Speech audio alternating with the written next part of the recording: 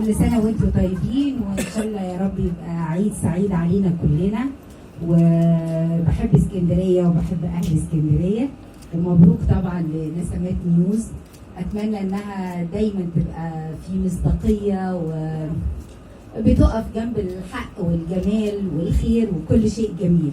بتمنى لهم يا رب كل التوفيق، وسعيدة بوجودي معاكم في اسكندرية النهارده، عروس البحر المتوسط اللي انا فعلا بعشقها وبستمتع بيها. واحنا تقريبا في اجمل بقعه في اسكندريه، يعني مكان حقيقي جميل. النادي اليوناني شكرا للنادي اليوناني طبعا اللي مستضيفنا النهارده. بس حقيقي مكان جميل، ودايما لما باجي اسكندريه ببقى حريصه ان انا ابقى موجوده هنا. عندكم اجمل فيو، بس اسكندريه كلها جميله. تحيه كبيره لكل اهل اسكندريه. شكرا.